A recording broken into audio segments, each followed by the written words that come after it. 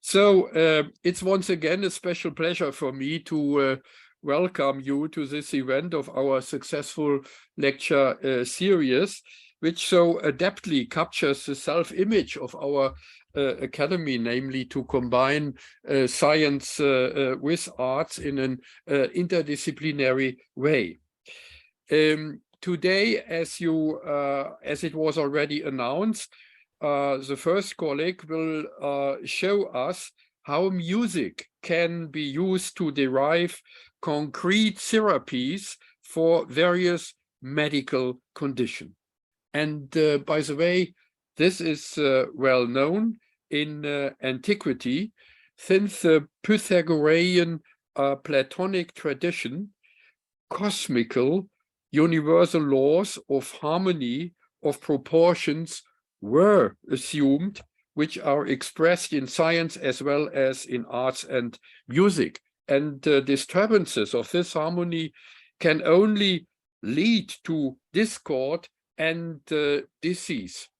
I mentioned that because we have often talked about this tradition of the Pythagoreans and the Platonic tradition in this lecture series, because it is a nice example to illustrate the connection of science and arts since antiquity.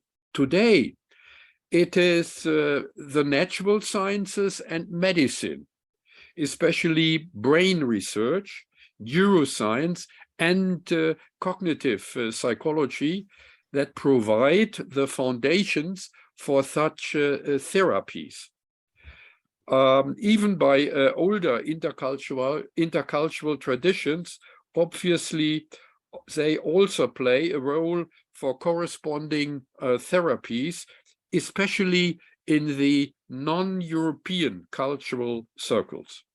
Now, the second lecture will be about cultural astronomy. And that is an interesting point, and it will become obvious that it is also linked with the first topic, namely in ancient culture, people's soul life was linked to cosmological worldviews. In almost all cultures, astrology was therefore connected even with mathematical astronomy. Even in early modern times, for example, the mathematician Johannes Kepler, and we mentioned him for several times in our discussions in this lecture series, he is the founder of today's planetary laws in science. He drew up horoscopes for his contemporaries. And alchemy, on the other side, still played a similar role in the early modern era for the emerging scientific chemistry. So I'm very curious to learn more about these connection, and let's look again for an exciting evening. Thank you, Mr. President. Violeta, you can announce, if you want to make an announcement, and you can give the floor to the first speaker. Thank you very much, Klaus, and thank you also, Ioannis. I would like first to announce a very sad thing that our first speaker and the member of class 3, Professor Michael Hampe, left us.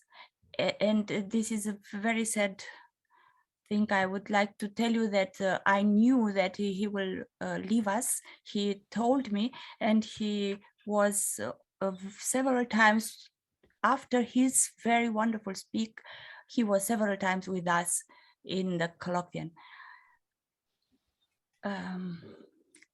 I would like now to invite Wolfgang Mastnak. Wolfgang Mastnak is a real phenomenon, I could say. He holds 6 doctoral degrees in medical sciences, sport sciences, sport medicine, mathematics. In fact, he began with mathematics studies, arts therapies, music education, psychology, as well as professional diploma as psychotherapist he received and motto therapist. Being full member of the European Academy of Sciences and Arts and the New York Academy of Sciences, he was internationally honored with awards such as, for example, 2000 Outstanding Intellectuals of 21st Century. He is professor of Beijing Normal University, the Shanghai Conservatory of Music, and the University of Music and Performing Arts in Munich, where he is in this moment. And he is also president of the Austrian Heart Association. His main research areas include cross-cultural psychosomatics and psychiatry, arts therapy, health education, public health and preventive medicine, sports therapy, long-term cardiac rehabilitation, perinatal health, neuropsychology, quantum consciousness, psychology of science, and research methodology. Incredible. We can continue. So it will not be enough 30 minutes for his speech, but it will give us inspiration and impulse. Thank you very much, Wolfgang, please. Thank you very much indeed for this invitation. Thank you very much indeed, Violeta, for this kind introduction of my work. Today, now I try to share the, can you see it? Can you? Yes, perfectly. Yes. Thank you.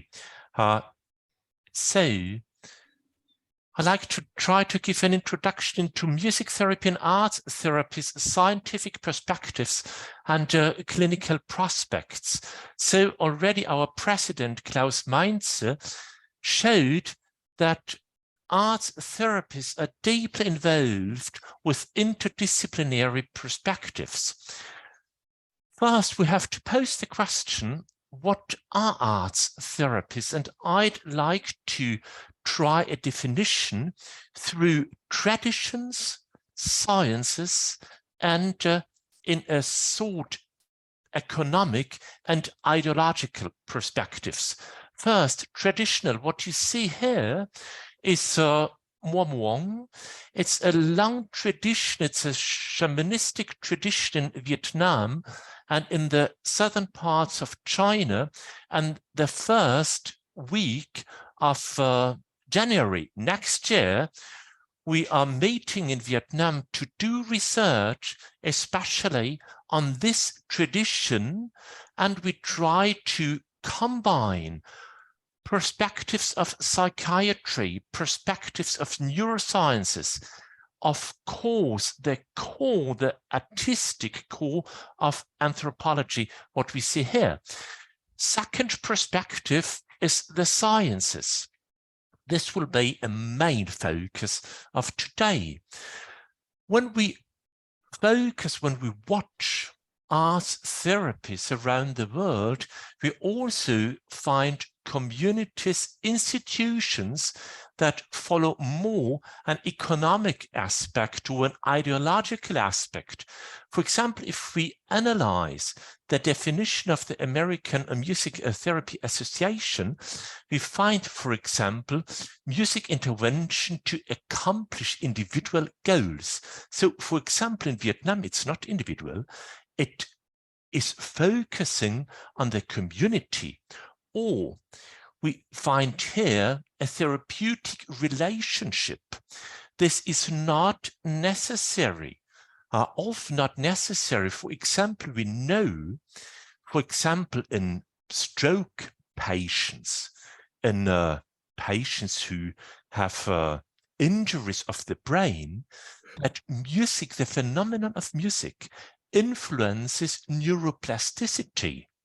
So the rehabilitation of the cortex, quite early research of medicine at Harvard University shows us that. And we find here, it must be somebody who has accomplished a music therapeutic program. Many countries in the world do not have that. And for example, when we focus on tradition, in China, we know a very traditional instrument, the guzheng. It's a sizer. which looks over a tradition of 5,000 years. It is very clear that 5,000 years ago, there was no study of music therapy, and still it was used to enhance health. So this leads us to the perspective of the evolution of arts therapies. We have prehistorical roots, we have historical ones.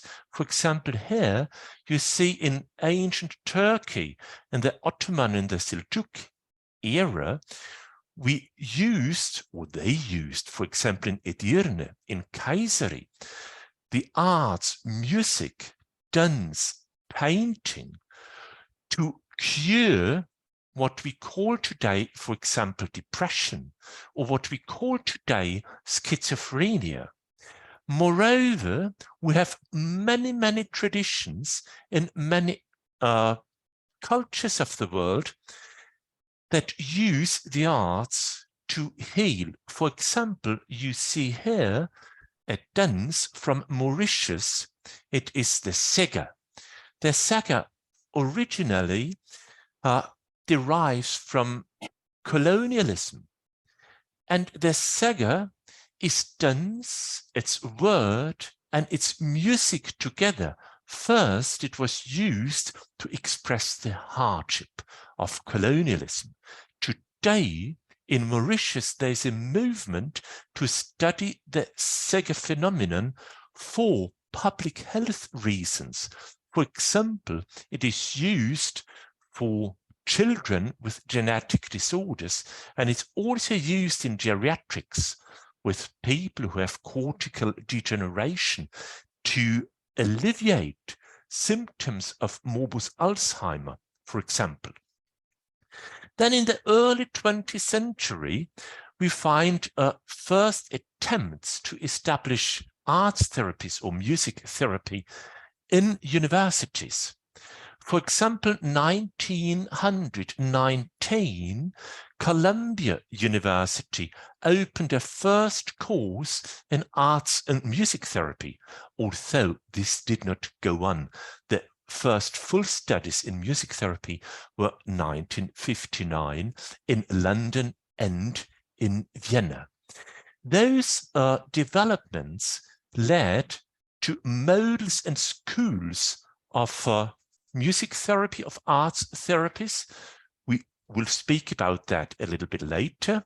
And today, a main focus is on very precise clinical indications together with research on so-called underlying mechanisms. So it's not only the effect, the clinical, the therapeutic effect that counts, but we have to know what is going on in the brain, what is going on in the endocrine system, for example, that leads to those effects. Wolfgang, I would just like to ask you, it is only one page where we see evolution of arts therapy. No, I will go on. Oh, now, okay. Yeah, this is, I just give a short survey of the 5 aspects of today, and then we go on. So this was the clinical public health, and the last will be interdisciplinary research, which concerns totally this wide spectrum of the European Academy of Sciences and Arts. Models and schools, what is that? It contains certain techniques. For example, a short overview over sound work. Sound work is an arts therapeutic model working with the voice, the human voice, and the movement. The origin was when clinics, when hospitals said, we want to establish music therapy, arts therapy, but we don't have instruments. So it just uses the voice. And at this early time, it was 1980 approximately, there was qualitative research to try to find out what is the main focus of that. And it was differentiated into 4 disciplines, sound coping, uses the symbolization of the arts, the symbolization of music, of performing via the body, of body expression, and it's focusing on traumatic experiences, on overcoming traumatic experiences. The next is sound focusing. It concerns psychosomatics. It concerns the interplay between traumatization and the organs.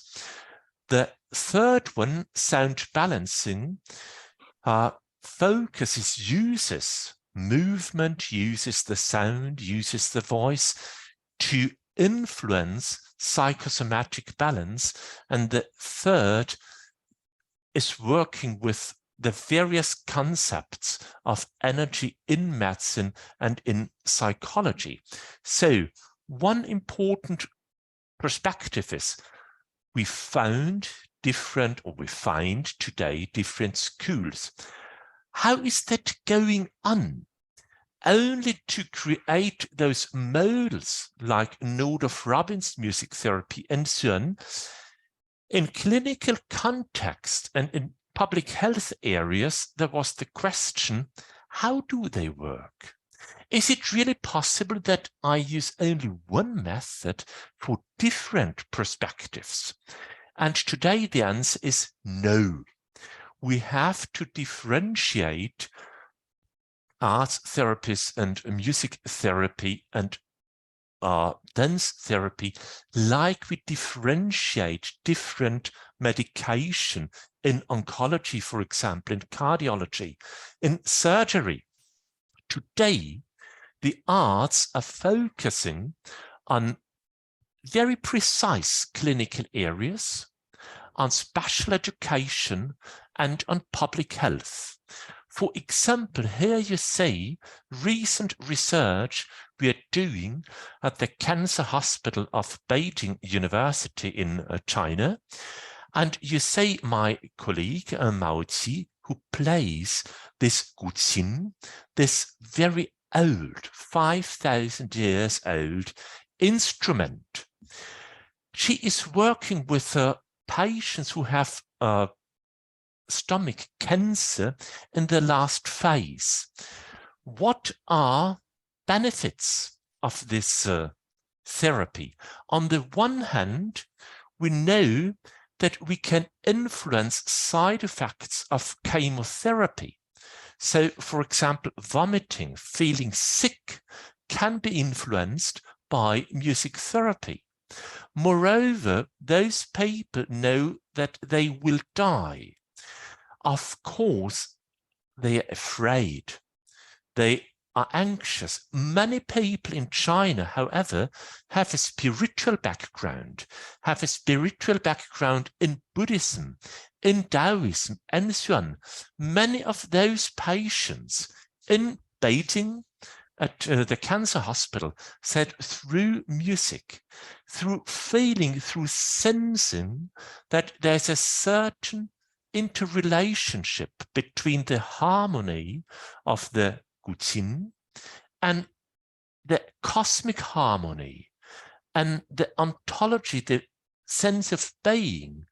They feel, they sense a certain calmness, and they expect death and a transformation towards perhaps another life.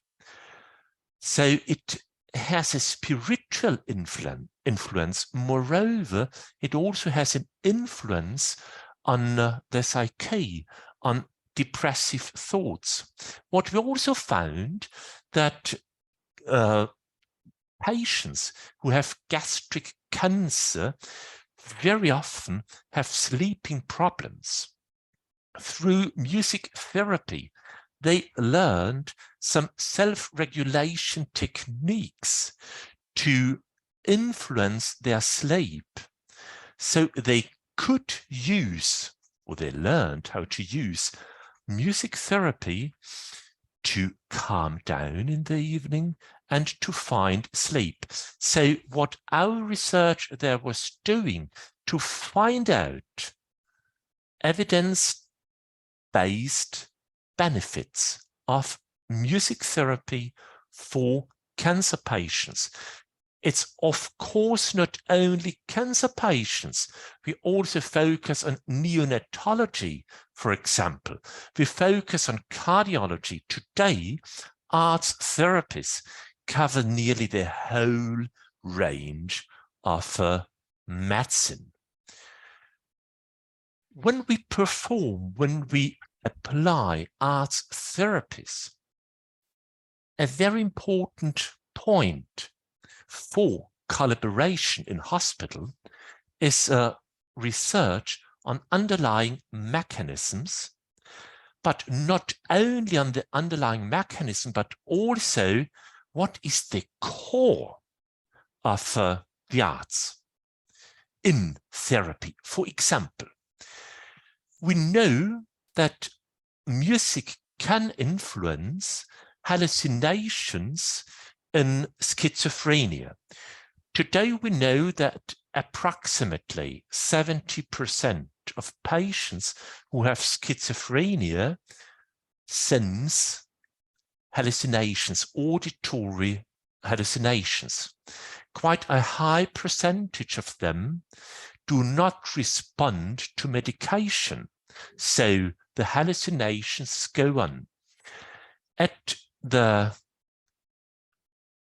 clinics at the hospital of the Technical University in Munich, dear Klaus Mainz, it's rechts der EASA, where we did that research, we found that the artistic quality has an influence on those symptoms. So it makes a difference whether we just perform some sounds or whether we try to sing at a quite high artistic level. So what have we done at this hospital of the Technical University? The patients got singing lessons. They learned how to sing. And we found out that through singing, they were able to control their hallucinations. Now, the big question is whether this is possible in many similar patients. So we use today evidence-based medicine to explore those benefits. In arts therapies, both quantitative and qualitative research. Qualitative, why? We have to find out how do patients sense the music. We go a step further. We go a step to neuroimaging. When using sound, when using music therapy, and try to find out how does music influence the brain, we found also together with other studies in neuropsychiatry that we have 4 centers in the brain. It is the right inferior frontal lobe, approximately here. It is the so-called anterior part of the cingulate gyrus. It is the insular cortex, and it is the angular gyrus. We know today those 4 parts in the brain generate or are very important for the generation of hallucinations. Today we know that music can influence precisely those 4 parts. This was an enormous discovery that helped us to understand why music can influence schizophrenia. We are going on now with methods of neuroaesthetics. We try to find out not only those parts, but how the feeling, how the experience experience of beauty influences that. Beauty and neuro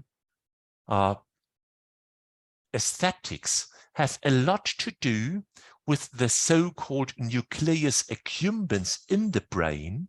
Neurosciences often call that the king of joy.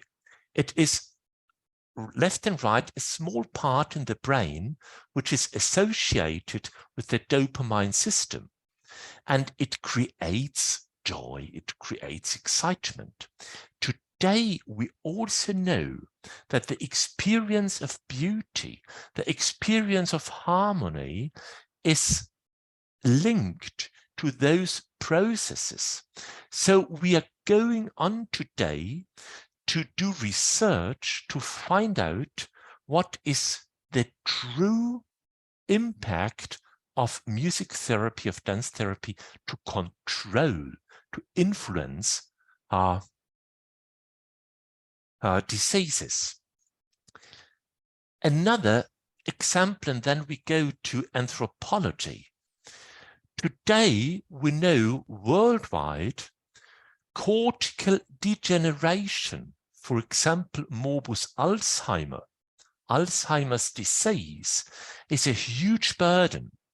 Also in Munich, 8 years ago, we performed research how singing may influence patients with Alzheimer's disorder.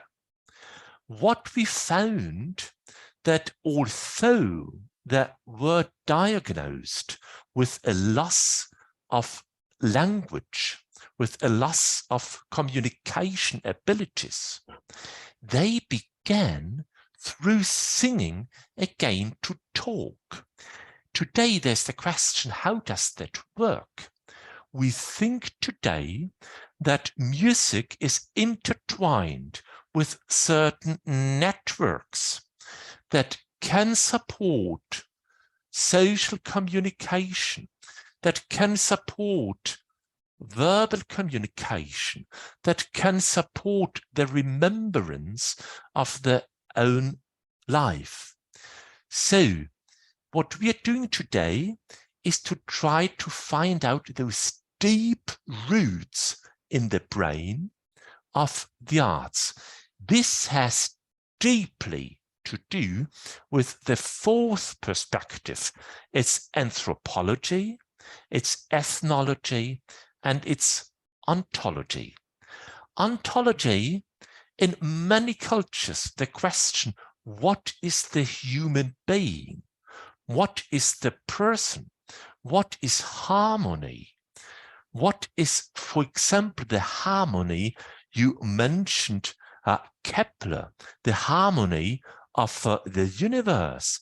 We also have in Taoism similar ideas of a universal harmony, which is mirrored in the harmony of music. Let's come to the last perspective, which is, in my opinion, a very important one. We need, for the progress of arts therapies in the world, interdisciplinarity. What does interdisciplinarity mean here? We need medicine, we need psychology, we need neurosciences, we need very important cultural sciences, we need the arts. In clinical context, it's so highly important to get the ideas of musicians, of dancers, and so on.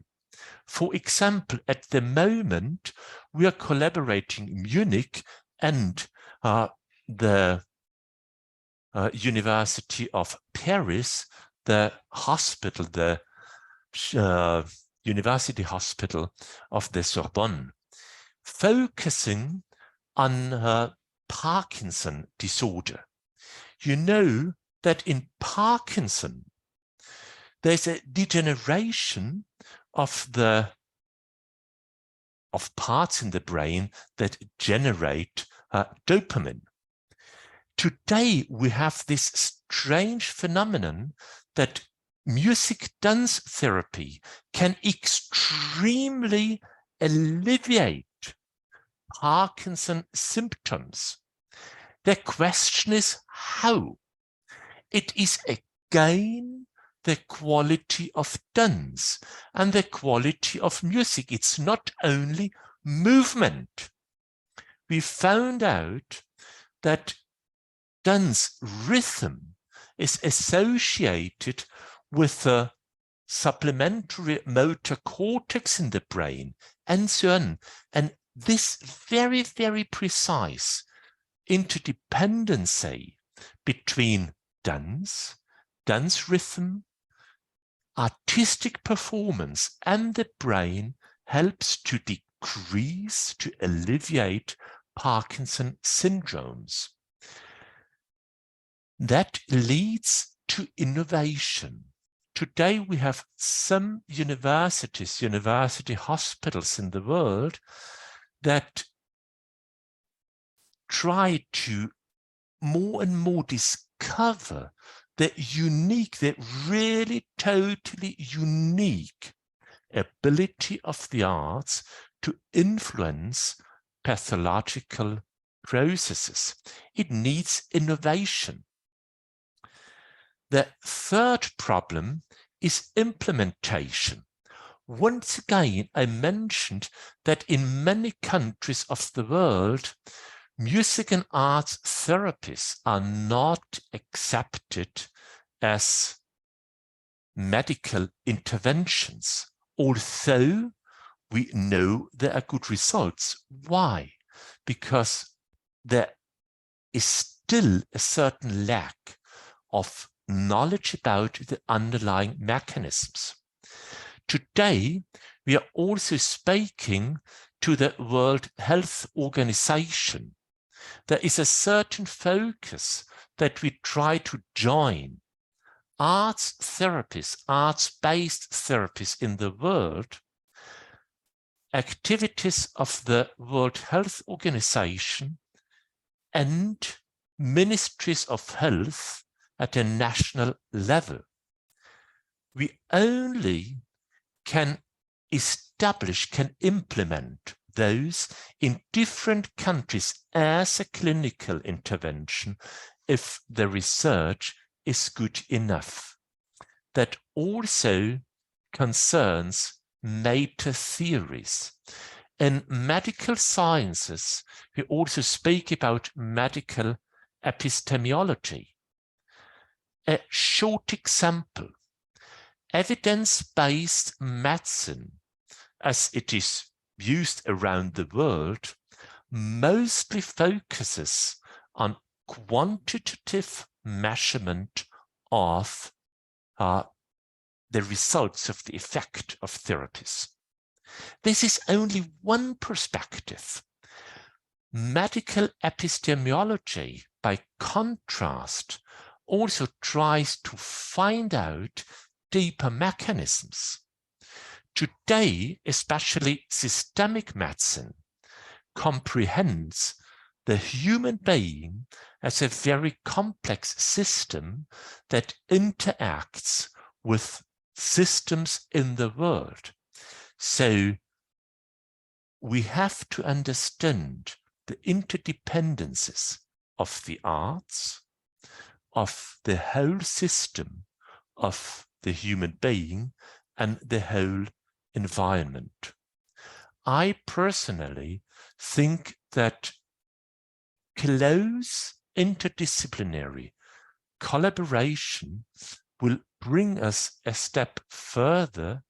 For example, this is the last aspect of today, when we begin now in Prague, at the University Hospital of Prague, to implement music therapy in neonatology with preterm children. We know that singing mothers, the voice of the singing mother, can help the preterm child to develop the brain substance to develop neural systems in the brain, and so to prevent sequelae, to prevent negative outcomes of the preterm birth. We know today that music, that singing can do that. We need more research, we need collaboration, we need interdisciplinary collaboration to more discover those processes. So thank you for listening. And as far as I have understood, we have now 15 minutes approximately for questions. Wolfgang, Violeta, back to you. it's wonderful timing. It's perfect timing. You just wonderful. I hope so much that our colleagues will have. I would like to be the first, the privilege. Dear Wolfgang, I would like to know what dictates, if I may use this word, the selection or composition of particular rhythms and tones of a musical piece for the particular disease. Is there any connection? Okay, that's a very, very good question. And we usually can say it has to do with the cultural background of the patient. One point that is important, for example, pregnant mothers. We also did research how music can help pregnant women who have depression to overcome that. That works with singing, that works with exploration of their own voice. It's not so much that they sing a song. At the same time, today we're doing research, me with colleagues in the Iran, about traditional songs for pregnant women and lullabies. Those songs are not written in our music system. It's the dastka, it's a microtonal system. So that means that has to do with the cultural background. Or for example, when I mentioned our work in China, we have a lot of dodecaphonia, and I guess Ling Duong, you're from China, are you? Yes, I am so impressed by this talk. I'm currently... Okay, I hope we can communicate. I'll go on. So it depends on that. What is very interesting for us? There is a certain phenomenon of the sound that has an impact. There is a phenomenon of the memory of the biographical background, and especially in dance therapy, we know that a specific rhythm may have an impact on this and this and this. What you mentioned is very important for our diagnosis-specific application of music therapy today, and we are going on to do research perhaps one day to give a better answer to your question. Thank you. Thank you. Thank you very much. I think. Ioannis, no, okay. Yeah, please. May I have a quick question? Thank you for a very illuminating and very well presented talk. What I wanted to ask is this: in your considerations, when you go forward to have treatment to patients and so on, their musical background, do you take into account what the person himself or herself used to like and enjoy when he or she was a young child, for example? Yes. The personal experience, isn't that personal experience important in your analysis? It is very important. So in case we are able to talk to the patients. You know, there are patients, for example, with huge psychosis who cannot talk, or with cognitive disorders. But if we can talk, I ask, what did you like to hear? Have you a singing experience? Did you, perhaps when you got married, was there some music that was important to you? Today we know that music processing in the brain has to do with, on the one hand, with angular gyrus, which is also involved in the memory of my biography. It's also connected with the precuneus in the inner side of the brain, which is connected to the personal biography. And at the same time, it is involved in music processing. So this is a very important thing. Years ago, a Czech music therapist, Arne Linker, highlighted that precisely what you mentioned is so important. Today, we try to use brain sciences, neurosciences, to find out why. Totally yes to what you say. I think Klaus Mainz was the next. Yeah, thank you so much, Klaus, we invite you to come to us again. Microphone.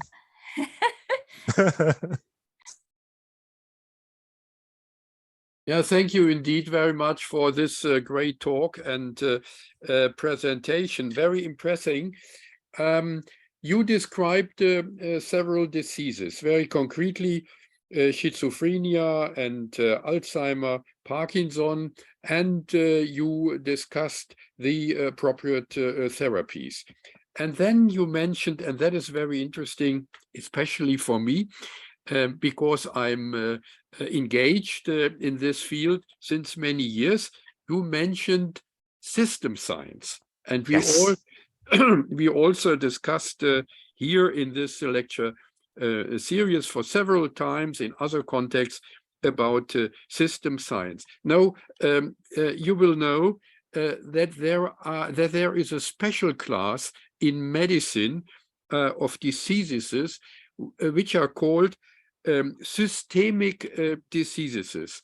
And a typical example is pain medicine. Yes. And the idea here is, from a medical point of view, that, of course, many diseases have very concrete causes.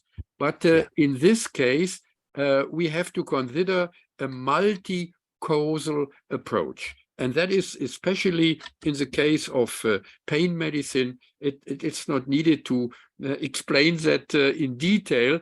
Everybody knows that we suffer from pain, but we cannot explain what are exactly the causes. And so my question is, what do you know, or are you do you research in this field of pain medicine or systematic diseases in general?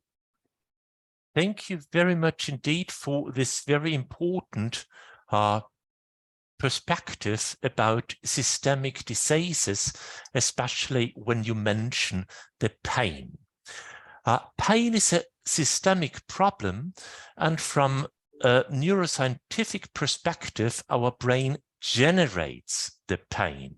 For example, we have from some part of the body, we have information towards the brain. And for example, it's the periaqueductal gray, which is one of the first centers to work on the pain. Moreover, pain information goes to basal ganglia. Moreover, pain information goes to the primary and secondary sensory cortex. Moreover, it goes to the insular cortex. It goes to the anterior part of the cingulate gyrus. So today, systemic medicine, pain medicine, is quite advanced in knowing the processing of the pain. What is now interesting, a very high amount of those pain centers are also working in music processing, the insular cortex, the cingulate gyrus, and so on. So we have the same centers that process pain and that process music. And that is one reason, for example, when I mentioned oncology, our research in Beijing, that music therapy was able to alleviate cancer pain. So this is one very important perspective for the future: systemic medicine, complexity sciences, and arts, the working, the processing and experience of the arts in a systemic system. Thank you.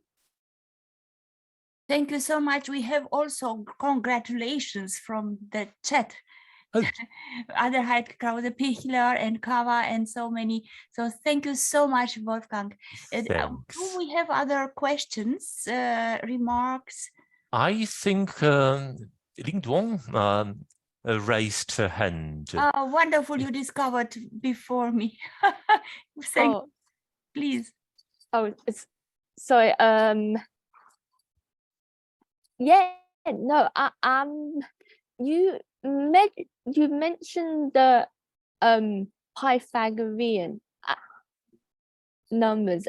I'd like you to elaborate on that. Once again, I think I had signal problems. I did not quite understand your question. Oh, sorry. I like to understand, what do you think is the foundation of your music therapy? What is the foundation of my music therapy? Yeah. So I think that has to do, on the one hand, with cultures. So what is really an important basis, we not only use Western medicine, we also use Chinese medicine, we use other ways of health thinking, for example, in shamanism and the shamanism of the Philippines, medicine, traditional medicine in the Philippines, in Siberia, and so on. So we bring in the ideas of different medical systems and we try to bring them together with arts experiences, and Western medicine, Western psychology. But if you are in China, I'm also working at the Shanghai Fudan Daxue, and I'm at the Beijing Shifan Daxue. So it would be nice to continue communication. Oh, thank you. I saw Nadine.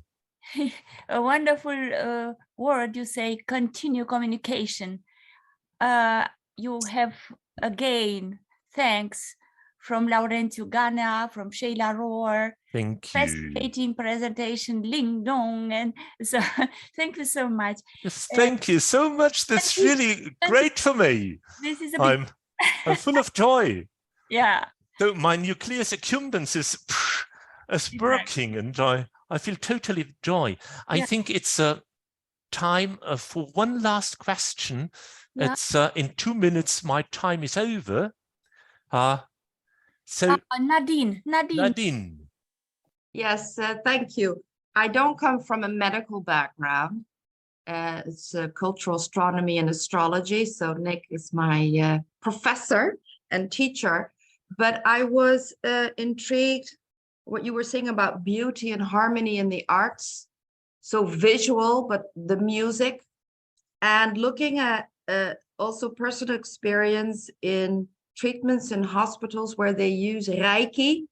Yeah. And and then the common factor, because it has a lot of positive effects, the ones that you are describing as well. I would say, at least in my perception, and I was interested in yours, that the common factor is arts, music, reiki. We're talking about energy. Yes. And we're talking about frequency, vibrational levels. Yeah. And maybe it was implicit in what you were saying, but it was not mentioned as such.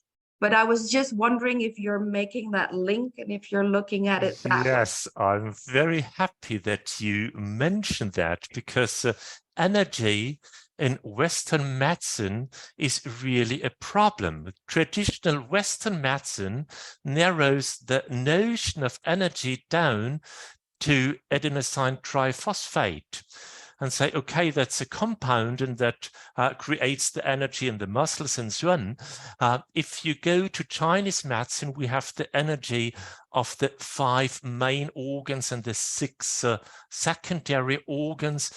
We have in many medical systems the idea of energy, which is not only, or which is not primarily chemical, which has other impacts. And when you mention Reiki, this precisely is what we mean. For example, formerly, I was working at the University of Tokyo with the same ideas, music and energy, from that perspective. Before Corona, I got invitation from the medical faculty of the University in Colombo in Sri Lanka to set up with a colleague arts therapies with a background of India and Sri Lanka, and to bring in those ideas also with energy.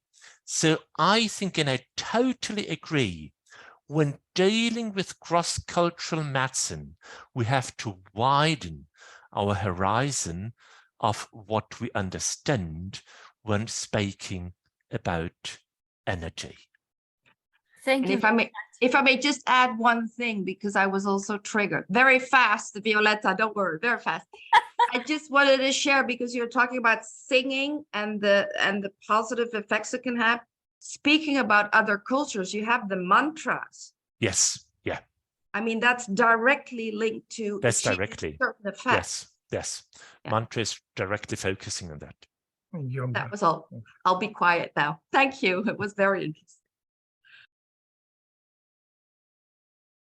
Thank you very much again, and thanks to Tassos bounties, we changed our plans, so we had now the questions already for Wolfgang. So Ioannis, please. Yes. Can you take the floor? Thank you, Violeta. Interesting. Let us listen to the second speaker. It is Dr. Nicholas Campion. Nick is historian with a BA from Queen's College, Cambridge, an MA from School of Oriental and African Studies, University of London, and a PhD from University of the West of England, Bath University. Nick serves at the moment as principal lecturer in the Institute of Education and Humanities and associate professor in cosmology and culture at the University of Wales, Trinity St. David. He's the director of the Sophia Center for the Study of Cosmology in Culture. I always like this Sophia Center, the wisdom, the only academic center in the world to deal with cultural relationships with the sky and the cosmos. And he's responsible for taking forward the center's research and teaching activities through supervising PhD students, sponsoring research projects, and organizing conferences and other events, and publishing research via the peer-reviewed journals. His current projects include consideration of space exploration, ethics, and myth. He also writes on utopianism and millennial beliefs, and maintain an interest in contemporary politics and international relations. His research interests include the nature of belief, the history of contemporary culture, of astrology and astronomy, magic, pagan and New Age beliefs and practices, and how history is embedded and structured by millenarian, apocalyptic, golden, and utopian ideas. One of his esteemed contributions to cultural astronomy in his public outreach includes conferences, events, online public lectures, and newsletters. Nick has written more than 6 books, amongst them the 2015 The New Age in the Modern West, Counterculture, Utopia, and Prophecy from the late 18th century to the present day, and also in 1220 Astrology and Cosmology in the World's Religions by the New York University Press. He has edited or co-edited 13 volumes. He has more than 70 papers, articles, encyclopedia articles, and chapters in books, and has been a guest and interviewed by multimedia, for example, BBC, Channel 4-5 in UK. Dear Nick, the online floor is yours. Thank you very much, Ioannis. And as in the nature of things, you separately approached Wolfgang and I to speak, and we sent you different abstracts on different topics. But you are about to see the way that synchronicity works in, as it does always, when you see some of my first slides and a parallel between our talks. So I will share my screen, and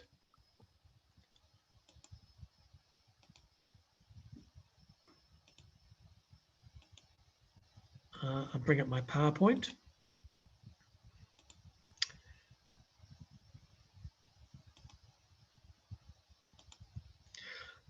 So, an examination of art and science in cultural astronomy, a new discipline which is held together through a network of societies and individual academics and periodic conferences.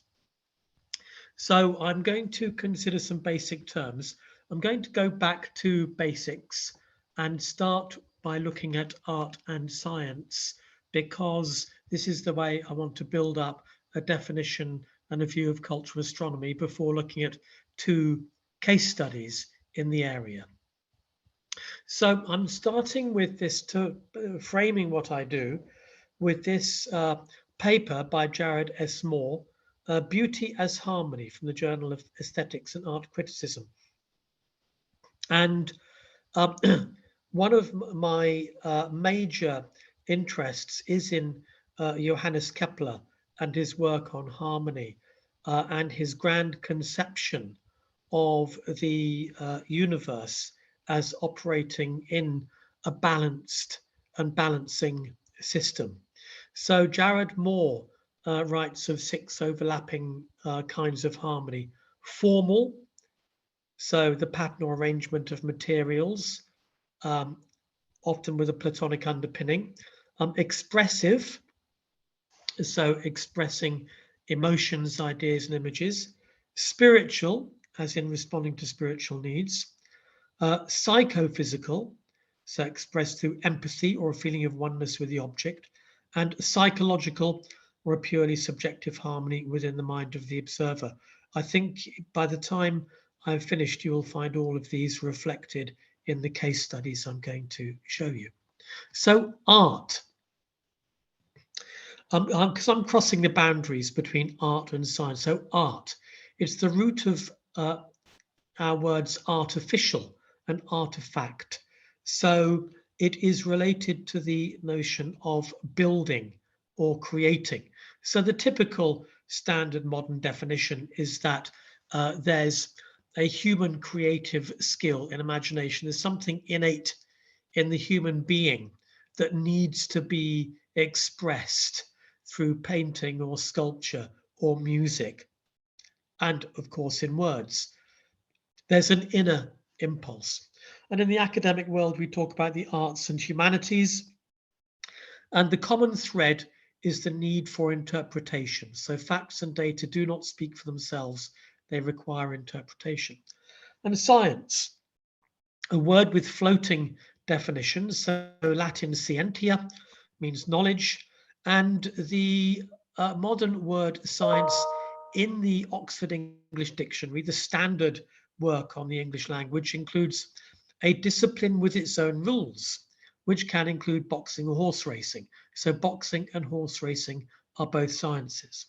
But I think most people probably default to the idea that science involves the physical observation of the natural world and the testing of theories against the evidence obtained. Well, it doesn't always, but it can do. This is a kind of science. And then culture.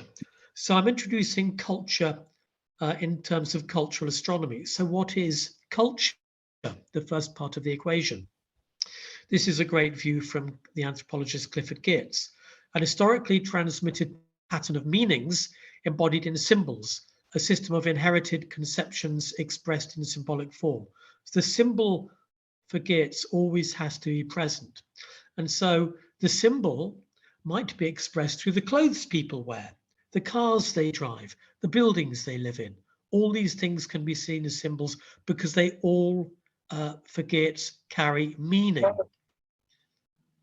And what is a symbol? Well, a symbol is a thing which represents another thing, but in the classical conception, those two things, the thing and the thing which represents it, are intimately connected and linked together. Sometimes they can be seen as two halves of the same thing.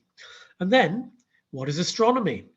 A standard definition, the scientific study of celestial objects. Well, is it? It can be. But Steve McCluskey, a historian, said, look, sometimes the accounts that astronomy produces of the heavens are quantitative, which is descriptive. Sometimes they're mathematically predictive. Sometimes they're physically causal, but sometimes they're supernaturally causal. So he broadens the view. But, you know, the definition is fluid. Is an amateur astronomer whose main activity is using their telescope an astronomer? Well, yes, they are. Is a naked eye observer an astronomer?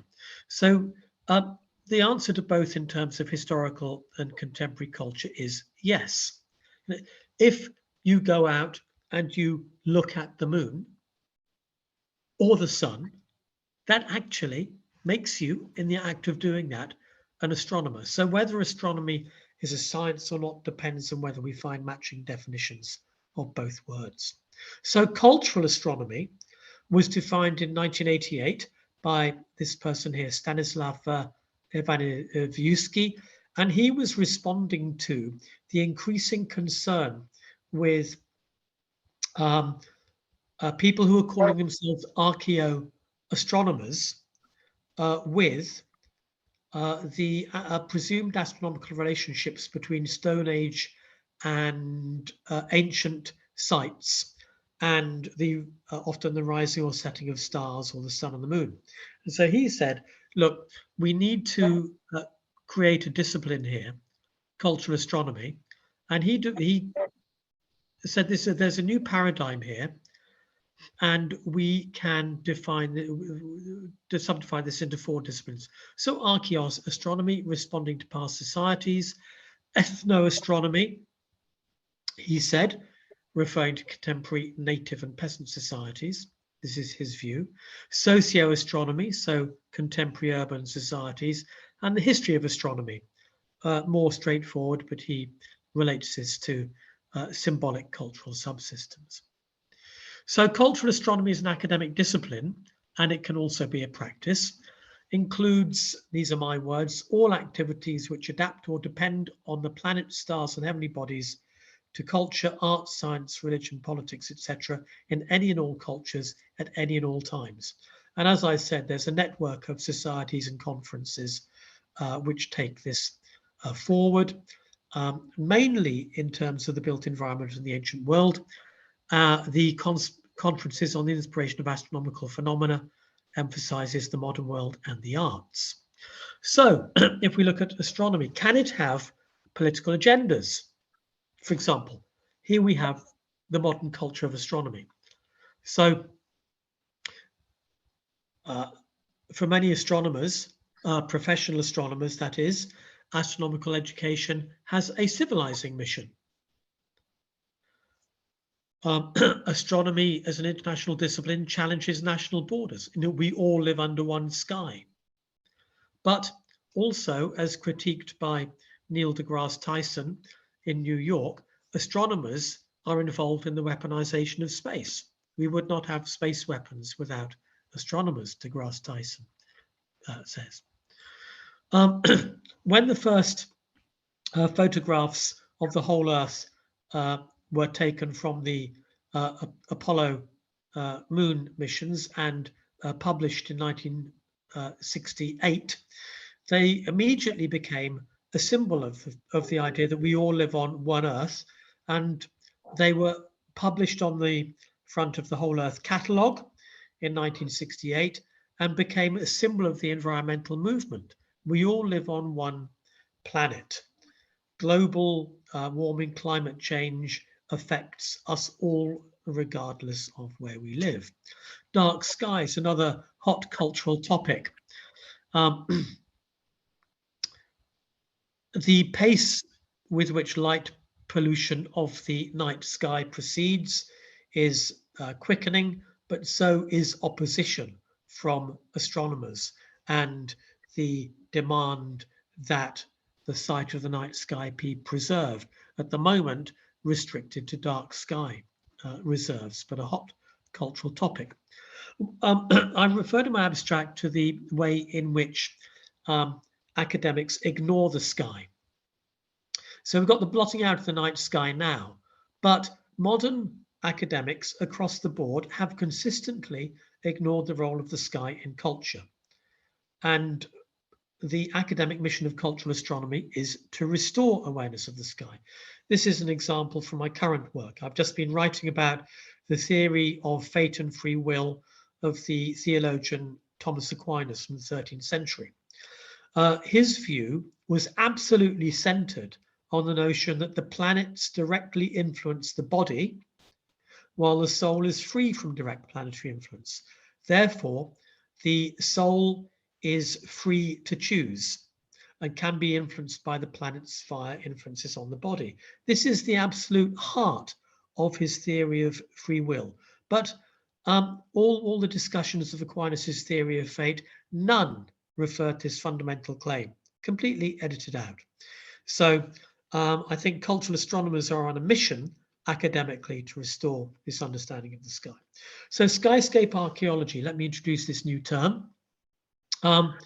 There's a deliberate move on from archaeoastronomy, which often depends on the identification of, say, particular alignments between monuments and the sun, moon, or stars without any context. So skyscape archaeology is a way of saying, look, we need to look at the broader context. And so we can take the notion of the scape into the skyscape, the landscape, the waterscape, the seascape, the taskscape. A taskscape is the record of human activity in the landscape. This is our Journal of Skyscape Archaeology, and I edited the volume Skyscapes together with Dr. Fabio Silva. So methodologies. Okay, the methodologies in cultural astronomy are many and varied and can come from any discipline. So I'm going to prioritize phenomenology, by which I mean the need to actually observe phenomena, try to understand a phenomenon on its own terms, and actually experience the phenomenon as well. So quite simply, experiencing, for example, the sunrise at a particular site, or the moon set, or experiencing a solar eclipse. So my first example project draws on, I'm going to call this science loosely, because it does depend on rigor and testing. This is the Welsh Monastic Skies project. 3 academics involved in this.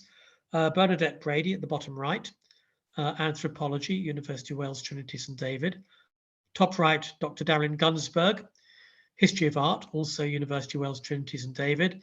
And then on the left, Dr. Fabio Silva, archaeologist, formerly at the University of Wales, Trinity St David, now Bournemouth University.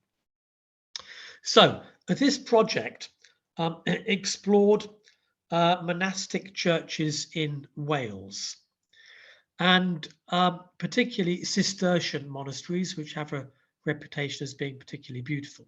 Cistercian order was founded in 1098. So there's a hypothesis that the union of sun, landscape, and architecture contributed collectively to the siting of these Welsh Cistercian abbeys. Now, the previous studies of the orientation of churches tended to look at the ideal horizon, i.e. the horizon as it would be if it was flat, if we would be at sea. So what Brady Gunsberg and Silver did was take into account the topography, i.e. the actual horizon, because an abbey may be in a valley surrounded by hills. And in that sense, they're or putting the abbeys into their individual landscapes. Because there aren't many of these abbeys, you'll see the map there. They depend on a case study analysis rather than statistical investigation of a large sample. So there's rigor there. So method. They took azimuth measurements. It's a way of measuring the positions of the heavenly bodies. Altitude measurements. And when they could not take direct measurements to identify rising positions of celestial bodies, they used the invaluable program Hey What's That to construct virtual horizons. So some online work, but also site survey. So basically these are some of the results. So this is the monastic church at Novale Crucis, and this is the western end of the abbey, showing the positions of the sun at sunset. So what they found was that the sun, in relation to the design of the west end of the church with rose windows here indicated by the sun, made sense if you took into account the background hill, and you can see the background hill there. So we have the top window aligning with sunset on the 15th of August and the 15th of May, and the lower window sunset on the 20th of April and the 10th of August. The east windows, they also found a relationship because this Valley Crucis was in, well, literally in a valley. So there you can see there the background of the hill, the horizon to the east. And so we have the window on the left showing sun rise on the 29th of March and the 1st of September, and on the left the 25th of March and the 4th of September. So when these are the conclusions that they reached, and I've given you here the the citation, and it's on academia.edu. There's an emphasis on orientation to the astronomical equinox, Michaelmas, the feast day of St. Michael, and the feast day of St. David, the patron saint of Wales. So clear, very interesting local focus. So they found these significant alignments in every abbey church. So then we go on to textual support. So St. Augustine, obviously one of the major Christian theologians of the medieval world, wrote in his commentary on Psalm 11, the moon symbolizes the church which possesses no light of her own, but derives her light from the only begotten Son of God, who in many places in Holy Scripture is allegorically termed the Son. And then Augustine's commentary on Psalm 104, the sun riseth for him who understandeth Christ. And then from the Gospel of John, chapter 1, verses 4 and 5, talking about God. In him was life, and the life was the light of men, and the light shineth in darkness, and the darkness comprehended it not. So we've got a clear rationale here for why the Cistercians would have wanted the sun to shine in through these key windows, why they would have designed the church for the sun to shine in at crucial times. So we've got here, we've stayed away, we've got science here, and then we've got measurement. And the project is scientific in the sense of rigor and reliance on measurement, but it draws on the humanities, i.e. documentary and textual sources for support and context. So I'm saying we may take this further and imagine the effect phenomenologically of the combination of devout belief with the space created by the architecture, the sound of chanting, the personal experience of the chanters, so breathing, because these monks would have been breathing as they prayed and chanted, and the light perceived as representing divinity shining through the windows. So we could have had an enchanting, ecstatic, magical experience. If you want to listen to the sound of Cistercian chanting, you can go onto YouTube. And if you want to listen to the sound of Cistercian chanting, you can do so while watching the sunrise or a full moon passing overhead. Let's move on. So that's one case study. I'm going to move on to art. Joan Miró, pronounced Joan because it's Catalan rather than Juan, 1893 to 1983. He was a native of Barcelona. In 1924, he was associated with the Surrealist group. The Surrealist Manifesto was published by André Breton in 1924. And it said he expresses the key features of Surrealism, respect for the purity of the child's view, and opposed to all conformism. So this is one of his images, Personnage étoile, figure star, 1978. I've written about this that Miro's celestial art rejected naturalism in favor of the complex entanglement of images seen through the inner eye. So Miro and the inner world. This is a commentary by René Rees Hubert. He's saying that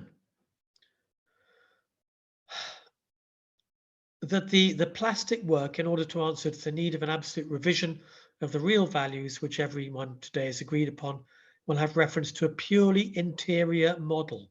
Otherwise, it will not exist. The model is purely interior. It is inside. So Miro's most famous series of paintings, collection of 23 paintings called Constellations, which he wrote from January 40 to September 1941. So these are the early months of the Second World War, which in January 1940, this is the period we call the Phony War. And then obviously by September 1941, Germany has occupied France, and the war is in full spate. So during this period, he moved from France, from Normandy, to safety in Mallorca. And he wrote, I began a new stage in my work. And then he says, I closed myself within myself purposefully. The night, music, and the stars began to play a major role in suggesting my paintings. So this is one. This is Constellations number 1, the Lever du Soleil, the rising of the sun. And we read in Hubert's work, Miro's sequence begins at sunrise. And he says, the Lever du Soleil suggests a solitary child's crossing of the threshold, leading into the world of fantasy, legend, and heraldry. This is another one. This is number 16, Towards the Rainbow, Vers l'Arc-en-Ciel. And Rees writes that one can see in this image a new bed amongst the stars, astronomical or perhaps astrological maps and contours. So we're looking at here through Miro's inner world, according to Hubert, an astronomical or astrological map. So this is Miro himself writing on the series Constellations. He says they were based on reflections in water. not naturalistically or objectively to be sure, but forms suggested by such reflections. So, he says, I would take it, it took a month at least to produce each watercolor. I would take it up day after day to paint in other tiny spots, stars, washes, infinite dots of color to achieve a full and complex equilibrium, a balance, a harmony. I just want to show you these images. These are from the work of one of my graduates, Ilaria Cristofaro, from a paper, Harmony and the Phenomenology of Liquid Skies, which we published. And she specialized in her work as my student in looking at the experience of light reflected in water. On the right, you see there the setting sun reflecting in water. So back to Miro. Miro said, after lunch each day, I would go to the cathedral to listen to the rehearsal. I would sit there in that empty Gothic interior, daydreaming, conjuring up forms. The organ music and light filtering through the stained glass windows to the interior gloom suggested forms to me. I read all the time St. John of the Cross, St. Teresa and poetry, Mallarmé, Rimbaud. So he's sitting there at lunch each day in the cathedral, in the Gothic cathedral, conjuring up forms in his mind as the light streams in the windows. And for me, I've straightway drawn an imaginative connection between Miro and the Cistercians. Now, the Cistercians didn't have music. They were quite puritanical. So I'm just going to give you this quote from Heinrich Cornelius Agrippa from his 3 books of occult philosophy. Musical harmony also is not destitute of the gifts of the stars, for it is the most powerful imaginer of all things, which whilst it follows opportunely the celestial bodies, does wonderfully allure the celestial influence, and doth change the affections, intentions, gestures, motions, actions, and dispositions of all the hearers, and doth quietly allure them to its own properties, as to gladness, lamentation, to boldness or rest, and the like. So there's a bit of art therapy. Back to Miro. He himself in this one, this is number 3, Night Sky Guided by the Phosphorescent Tracks of Snails. And a writing of this, Hubert says, in the course of the whole sequence, which presents the world of visual metamorphoses governed by unsuspected harmony of sound and color, the very background becomes increasingly similar to the vault of heaven, inhabited by stars. And one could go on. So Andre Breton, right? So Breton and Miro were friends. Breton wrote, as long as astrologers actually go out there and scrutinize the night sky, let themselves be soaked through by the celestial emanations, and then bring this brightness back to darkness of human existence. And then, yes, all the poetic abilities will play their part. So enchantment. I just want to introduce this theory of enchantment because it seems to me that the experience which the Cistercians were creating with light, sound, space can lead to enchantment. Personally, I have had experience of enchantment in seeing the originals of artworks. Vastly different experience to looking at reproductions in prints. And I've had such an experience in front of Miro's work, gazing at Miro's work. So enchantment, the joyful or ecstatic experience of union or oneness with the universe, time and place become one. And, you know, histories of early astronomy usually cite the awe and wonder of the heavens as an early motivation. I'm quoting here this book on enchantment by Patrick Curry. So phenomenology, we've got then what I'm saying is through phenomenological method in its various forms, we can visit the ruins of Cistercian monasteries. And I think imaginally we can create an experience which the monks might have had through space, sound, and light. Similarly, as I've said, with Miro. So there's just a little bit of reading about phenomenology. Maurice Merleau-Ponty, a major theorist, Christopher Tilley, who related phenomenology to landscape, a paper by me on enchantment and the awe of the heavens, and then Ilaria Christofara's paper on liquid skies. Now I'm going to close with this quote here from Marcus Aurelius, the great Stoic philosopher in Roman Empire. Survey the circling as though yourself were in mid-course with them, i.e. the stars. Often picture the changing and rechanging dance of the elements. Visions of this kind purge away the dross of our earthbound life.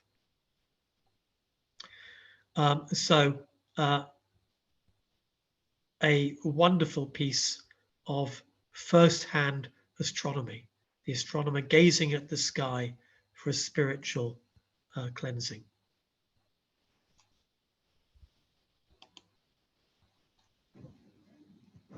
Okay, thank you.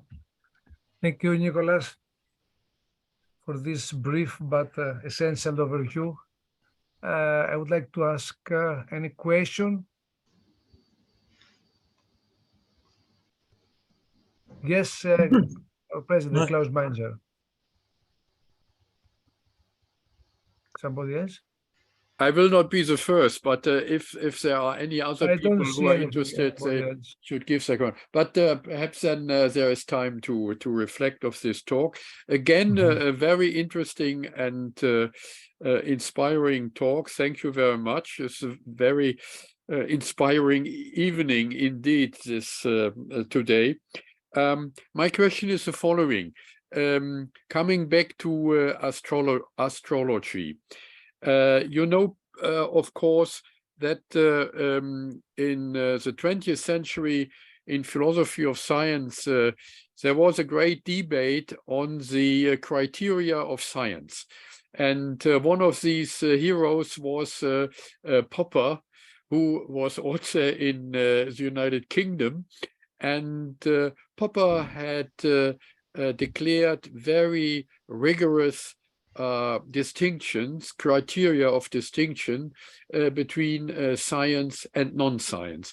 And one of his famous examples was astrology, and another one, alchemy, in opposite to chemistry and mathematical empirical astronomy.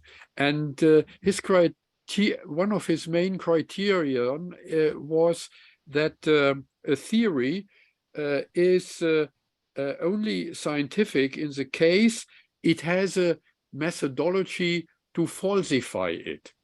And for that, it is necessary that experiments and measurements can be repeated and so on. I will not go into details. So on the other side, what you are considering is the influence of culture in the development of science, and then under the conditions of former states of the development, astrology was, of course, inspiring for many former scientists. For example, Kepler, we mentioned him, and then you mentioned Thomas von Aquino in the Middle Ages, and so on. So my question is, in short, should we distinguish between modern science after Kepler and modern astronomy, and is cultural astronomy more or less concerned to the historical, developmental, and cultural aspects and influence in the past? Or do you believe that could, of course, also be possible? Or do you believe that astrology nowadays is still important for astronomy, such as it was in the time of Kepler? Yeah, you just asked about 20 questions, actually. There's a quiz show on British Radio called 20 Questions. And so let me just try and deal with most of them. First of all, the reason I began by looking at the ways in which we talk about art and science very quickly is because all these words have shifting meanings. And so Popper's view of science was a quite limited one that took a fairly a position. I'm personally, as a historian, I think, you know, history is a very critical discipline, right? Historians criticize everything. And I think Popper's science, pseudoscience distinction is, first of all, it's a binary, like, you know, yes or no, this or that, which is therefore not going to account for many situations. The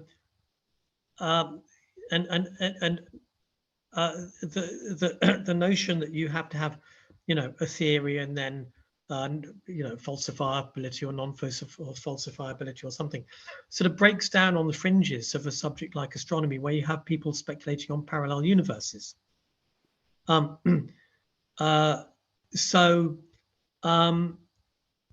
Concept of parallel universes, according to Popper, is clearly a pseudoscience. So, and yet it's discussed within a scientific context. So the moment you get these sort of precise definitions always break down. Science has evolved since, you know, Kepler. I mean, I think a lot of people say that modern science, in terms of experimental method, is more of more indebted to Francis Bacon. Obviously, was a contemporary of Kepler. But in this context, in this talk, what of course I was interested in was the surrealists. And so I think, you know, the theory of whether something is science or not is actually culturally concerns a tiny number of people. And I would have thought meant nothing to Andre Breton if he'd known about it, or Jean Miro. So if we're looking at cultural reception, cultural discourses, cultural debates, then we have to start, you know, from a different approach, where even conversations about science can be seen as cultural and taking cultural positions, which means, you know, which for me is a separate issue to whether a particular claim is true or false, or demonstrable or not. So that's it. So I think, you know, for the so the comments on Miro and astrology I mentioned were made by Hubert, the who's commentating on Miro. The direct comments on astrology were made by Andre Breton, and it's clear that Andre Breton regarded astrology as a poetic system, and I think a way of making symbolic connections. I mean, I think that Breton probably didn't consider that anything was true or false. There's just the imagination in the inner world. So he's sort of sidestepping that whole issue.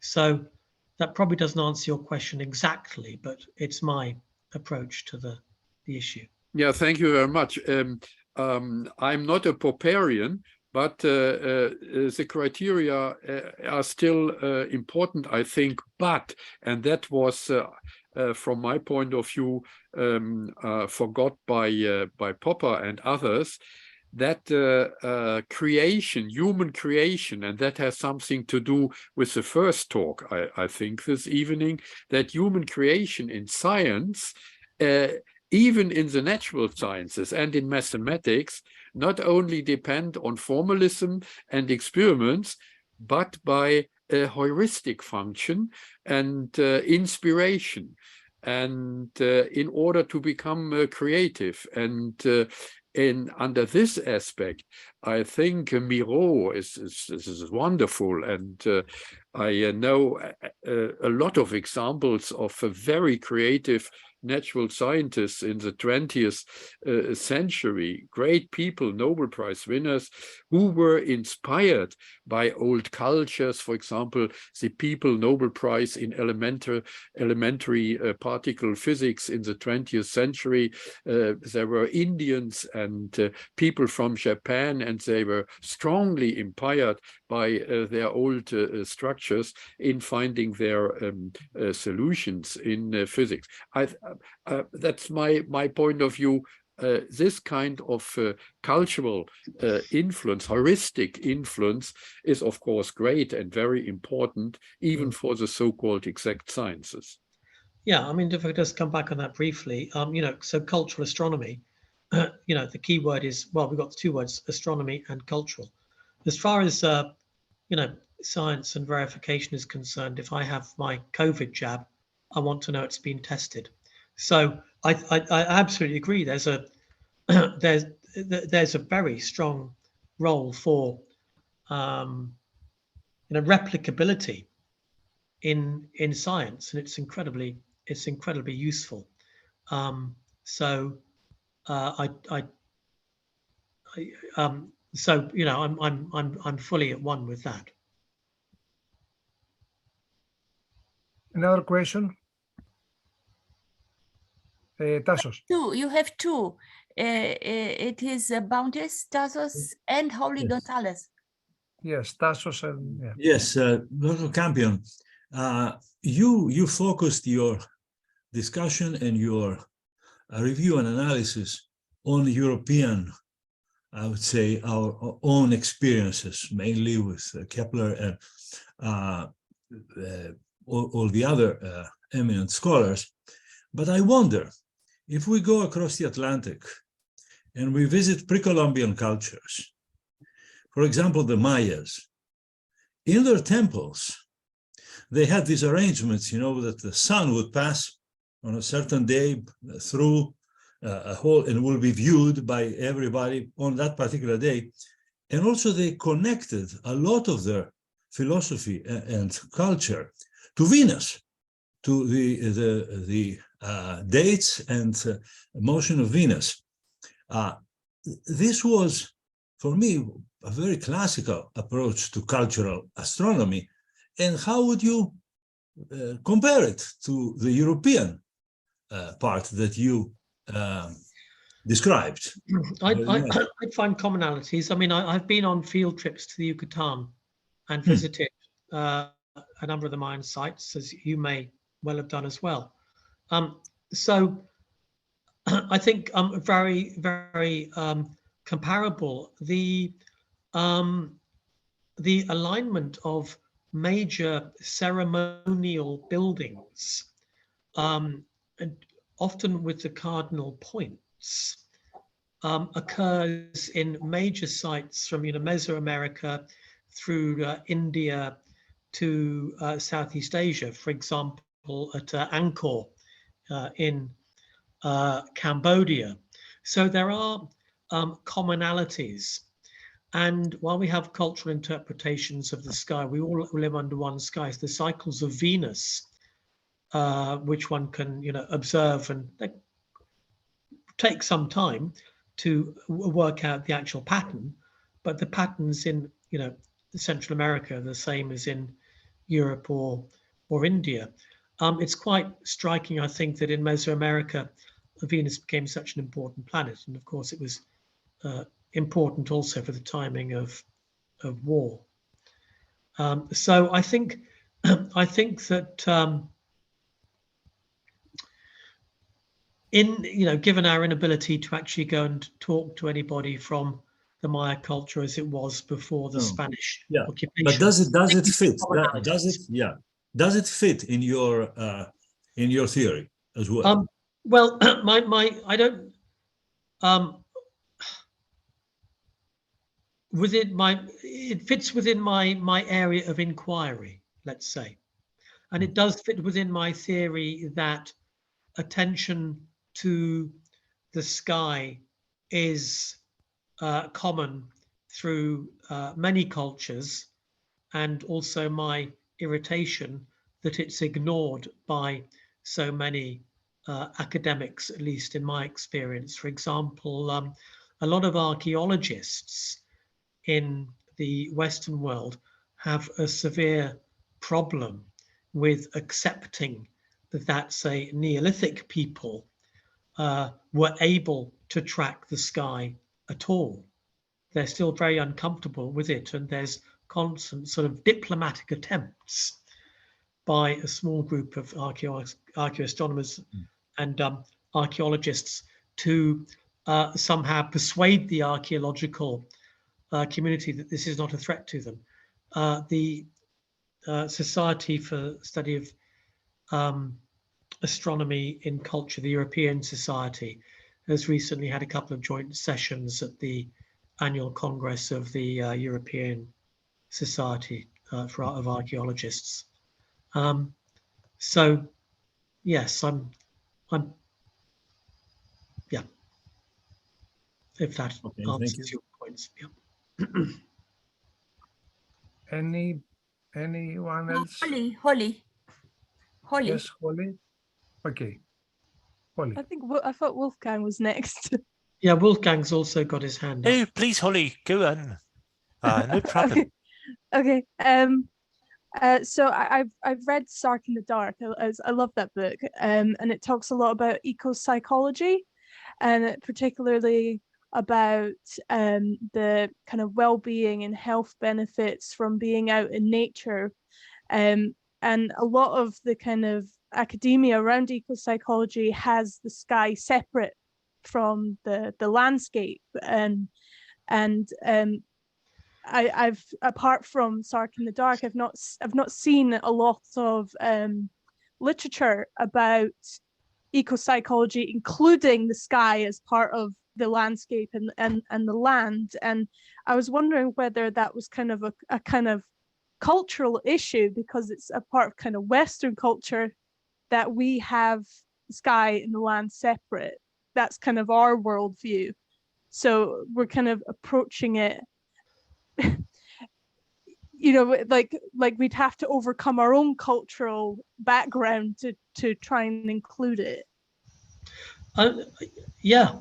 I mean, I think that's absolutely right. For most environmentalists or ecologists, the sky is just not considered part of our environment, in spite of the fact that we would not be here without the sun. We would just not exist. And of course, you know, neither would we have things like tidal rhythms without the moon and so on. But we wouldn't be here. We wouldn't without day and night. What would our world be like? So I think there is a failure of the imagination across Western academia. The dark sky movement is growing in intensity, sort of motivated by things like, you know, Elon Musk's plan to send up hundreds of satellites. And now, of course, there are plans to put giant solar reflectors into space to generate solar energy, which is a noble motive, but again, we'll end up with huge mirrors in the sky. So, yes, it is a problem. Advocates for dark sky reserves tend to emphasize the heritage arguments, like it's our right to see the sky. It's part of our heritage. How would we feel if the rest of the environment was blocked out? But clearly, as Ada Blair did, the health benefits can be argued for as well. And maybe there are ways to measure them if they exist, which I theorize that they do. Thank you.